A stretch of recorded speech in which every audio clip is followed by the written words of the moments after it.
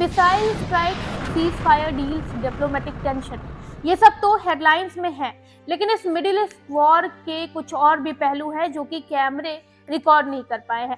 आज हम बात करेंगे उन चीजों की जो सिर्फ नंबर्स में नहीं है, जनरेशंस में मेजर होती हैं। गाजा में जो एक्सप्लोसिव यूज हुए हैं, एक्सपर्ट्स कहते हैं कि वो न्यूक्लियर बॉम्ब्स के बराबर फोर्स रखते हैं, लेकिन इनका असली जहर जमीन के अंदर गया है। Heavy metals, contaminated ground water, यानी जो लोग वापस अपनी जमीन पर खेती करने का सपना देख रहे हैं, उनके लिए शायद वो जमीन कभी खेती के काबिल नहीं रहेगी। रेड सी में ऑयल टैंकर्स पर अटैक्स की वजह से कोरल रीफ्स तबाह हो रहे हैं। ये सिर्फ एनवायरनमेंट की बात नहीं है, ये उन लाखों लोगों की रोजी रोटी है जो सिर्फ रीफ्स और समंदर पर निर्भर करते हैं, जो हेडलाइंस में नहीं आते। मछुआरे और छोटे व्यापारी, यमन के हजारों मछुआरों के लिए जो समंदर है वो अब काम की जगह रही ही नहीं, वो वॉर जोन बन गई है। उनकी नावें रुकी हुई हैं, उनका चूल्हा बंद है, कोई ह्यूमैनिटेरियन रिलीफ कॉलम नहीं आता उनके लिए। लेबनान और ईरान के छोटे बिजनेसेस ओनर्स ने अपनी जो जिंदगी बनाई थी टूरिज्म या लोकल ट्रेड से,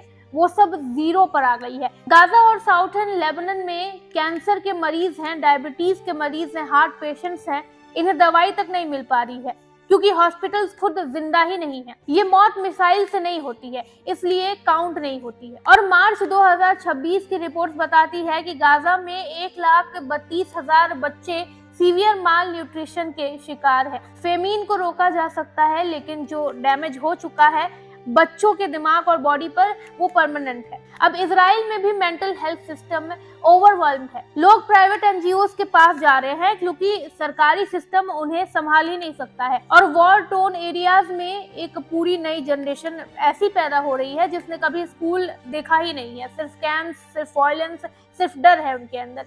ये लोग कल के सिटीजन्स हैं। अगर इन्हें कोई डायरेक्शन नहीं मिली तो वो सीधे सीधे आज जो बो रहे हैं वो कल खतरनाक फसलों में बदल सकते हैं।